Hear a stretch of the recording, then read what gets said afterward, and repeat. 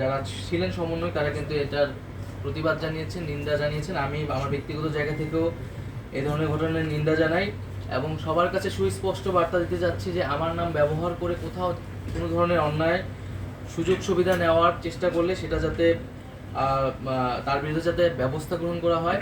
এবং শুধু বাইরে না, আমি খোঁজ পেয়েছি যে আমাদের সরকারের ভিতরেও সরকারি কর্মচারীরাও এই ধরনের নানা ধরনের সুযোগ সুবিধা নিচ্ছে এবং অনেকে এসে ছবি তুলে নিয়ে যায়। আমরা তো সবাইকে চিনি না, এই ছবি ব্যবহার করে নানা জায়গায় সুযোগ সুবিধা নিচ্ছে। তো সকলের কাছে এটা আহ্বান থাকবে এবং পুলিশ প্রশাসনের কাছে এটা বলে দেওয়া হয়েছে যে আমাদের নাম ব্যবহার করে, আমাদের পরিবারের নাম বা কারো নাম ব্যবহার করেই যাতে কোনো ধরনের অন্যায় সুযোগ সুবিধা কেউ না নেয় এবং কেউ নিলে তার বিরুদ্ধে যাতে ব্যবস্থা নেওয়া হয় যথাযথ।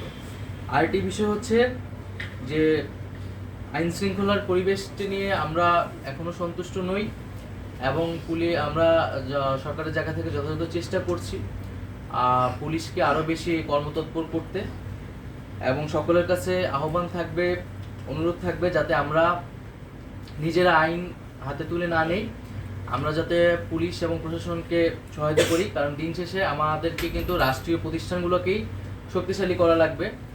আসলে বিগত 16 বছরে সরকার পুলিশ এবং প্রশাসনকে এমনভাবে ব্যবহার করেছে এবং দুর্নীতিগ্রস্ত করেছে। এখন কিন্তু পুলিশ এই আন্দোলনে তার ভূমিকার যে সমালোচনা, এটার কারণে কিন্তু পুলিশ এখনো আত্মবিশ্বাসের সাথে দাঁড়াতে পারছে না। ফলে আমাদের আইন শৃঙ্খলার যে কার্যক্রমটা সেটি ব্যাহত হচ্ছে। তবে আমরা বলতে চাই যে পুলিশকে কিন্তু এটা প্রমাণ করতে হবে যে এই নতুন অভ্যুত্থানের যে সরকার এবং জনগণের যে প্রত্যাশা তার সাথে তারা রয়েছে এবং পুলিশও যথেষ্ট কিন্তু অদল বদল হয়েছে এবং পুলিশের রিফরমেশনের কথাও বলা হচ্ছে, পুলিশের জায়গা থেকেও প্রস্তাব এসেছে। তো আমরা কিন্তু সেটি করব। তবে সরকার সবাইকে কিন্তু এটা এই জন্য সহায়তার মনোভাব রাখতে হবে।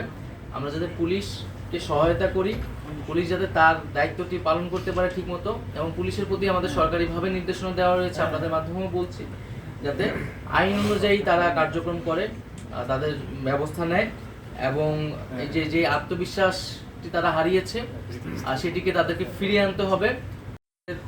বিভাগের অধীনে আমরা প্রথমে এসে বৈষম্যবিরোধী কোটা সংস্কার আন্দোলন চলাকালীন সময় ইন্টারনেট সংযোগ বিচ্ছিন্ন হয় যে তদন্ত কার্যক্রম পরিচালনা হচ্ছে, সেখানে আমরা 24 ঘন্টা একটা প্রাথমিক তদন্ত রিপোর্ট পেয়েছিলাম, সেটি আপনাদের কাছে প্রকাশ করা হয়েছে এবং এটির বিস্তারিত প্রতিবেদনও দাখিল হয়েছে এবং বর্তমানে কমিটি সুপারিশ বাস্তবায়নের কাজ চলছে। একইভাবে এই বিভাগে 2009 থেকে এ পর্যন্ত বাস্তবায়িত এই বিভাগের সকল উন্নয়ন প্রকল্প মূল্যায়ন এবং পর্যালোচনা চলছে।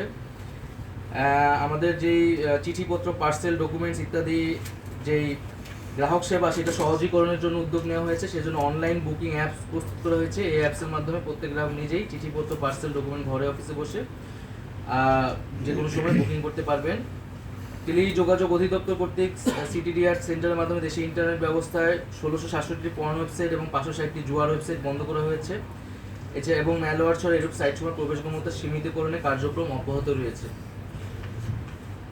এছাড়াও আমাদের সাম্প্রতিক বন্যা দুর্গত এলাকায় ল্যান্ডফোন চালু করা হয়েছে এবং আমরা 8টির মতো ভিসেট স্থাপন করেছিলাম এবং সেখানে নেটওয়ার্কের সরবরাহটা যথাযথ ছিল না, তারপরেও আমরা চেষ্টা করেছিলাম। সেখানে বিনামূল্যে মোবাইল অপারেটরদের বিনামূল্যে জ্বালানি সরবরাহ করা হয়েছে এবং এছাড়া আমাদের 3 মন্ত্রণালয়ের কর্মচারীরা একদিনের বেতন কিন্তু আমাদের প্রধান উপদেষ্টার তহবিলে প্রদান করেছেন সাহায্যের জন্য।